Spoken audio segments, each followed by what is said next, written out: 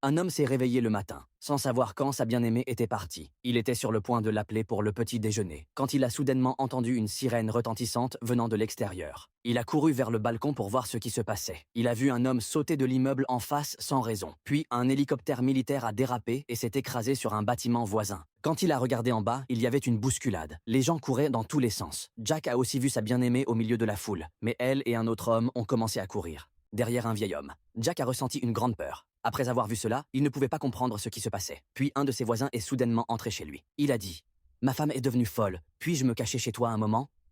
Avant que Jack ne réponde, l'homme est entré dans la salle de bain. Il saignait de la tête. Jack a eu des doutes, alors il a pris un couteau à fruits dans la cuisine. À ce moment-là, les nouvelles d'urgence ont commencé à la télévision. Le présentateur annonçait qu'un virus dangereux se propageait très rapidement. Parce que 90% des gens étaient devenus perdus. C'est-à-dire que quiconque mord un humain ne reste pas humain non plus. Il devient juste un cadavre ambulant.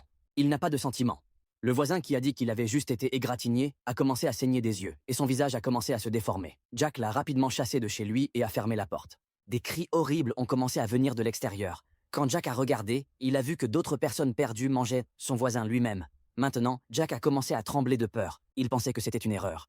Il a appelé ses parents, mais il n'y avait pas de réponse. Puis il a vu que son père lui avait envoyé un message 1 heure plus tôt. Il avait écrit que le virus s'était également propagé dans leur région, mais qu'ils étaient toujours en sécurité. Jack a mis le réfrigérateur devant la porte de sa maison et a couvert les fenêtres avec un tissu, pour que personne de l'extérieur ne puisse voir à l'intérieur. Il a déplacé son lit dans le salon pour pouvoir surveiller la porte et la fenêtre. La nuit, il entendait parfois des pas venant de l'extérieur, et d'autres fois des coups à la porte. Mais Jack ne savait pas s'il y avait un humain dehors ou un perdu. C'est pourquoi il n'a jamais ouvert la porte. Une nuit, alors qu'il était sur le point de s'endormir, il a entendu un bruit venant de la salle de bain. Il est allé voir.